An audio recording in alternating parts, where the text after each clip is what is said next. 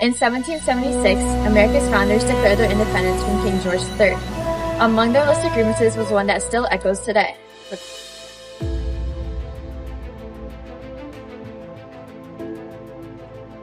The Declaration of Independence didn't just argue for freedom from a king, it also argued that blocking immigration was an act of tyranny. Nearly 250 years later, the United States enforces immigration laws through agencies like ICE, the Immigration and Customs Enforcement Agency. The question from here on now is, how do America's founding values on immigration compare to modern enforcement? When the Declaration of Independence was written, population mattered.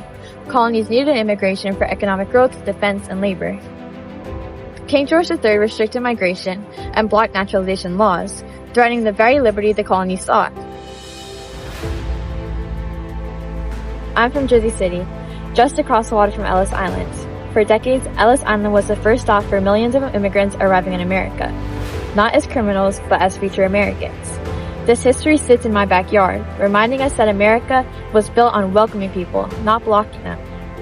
Today, immigration is enforced through agencies like ICE, and its mission is to enforce laws, investigate crimes, and protect national security.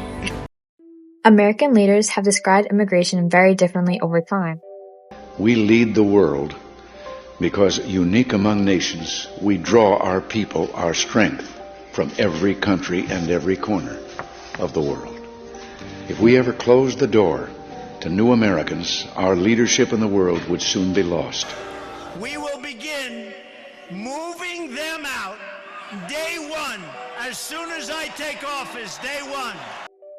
In contrast, President Trump has argued for the strict removal of undocumented immigrants, showing how divided the country remains. Good morning, everybody. I'm Christine Elm, the United States Secretary of Homeland Security.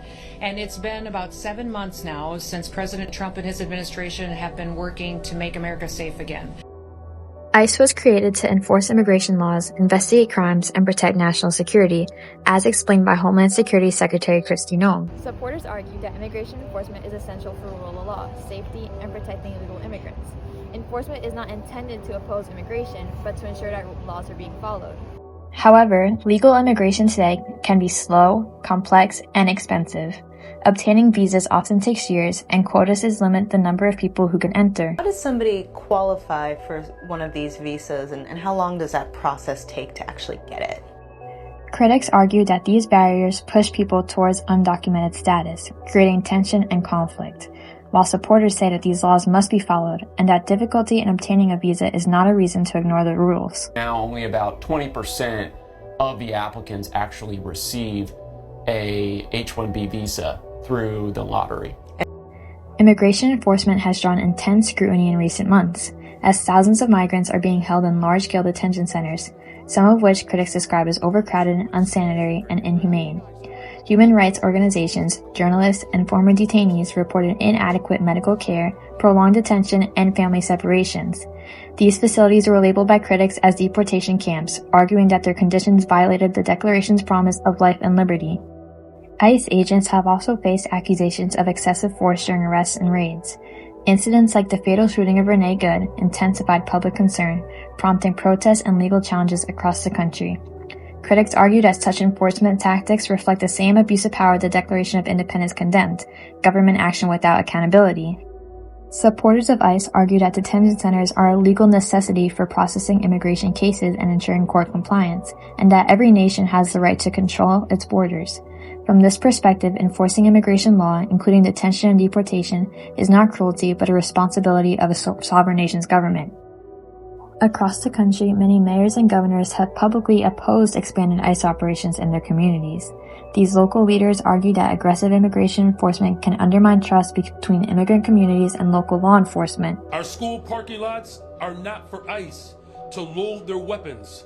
They are for Chicagoans who drop their kids off to learn. Our libraries are not for ICE to prepare for a raid. They're for Chicagoans to read and relax. It's important to note that while the Declaration of Independence laid out America's ideals, it did not create immigration law. Immigration authority today comes from the Constitution and acts of Congress. Our Senate colleagues have added to the Lake and Riley Act parts of Sarah's Law, introduced by Representative Randy Feenstra and Senator Joni Ernst, to mandate detention for illegal aliens who commit any offense that involves death, or serious bodily injury. This distinction matters, as tension arrives when enforcement appears to conflict with the values that first justified the nation's independence. The Declaration of Independence accused the king of abusing power, not because laws existed, but because those laws were enforced without regard for liberty, humanity, or consent.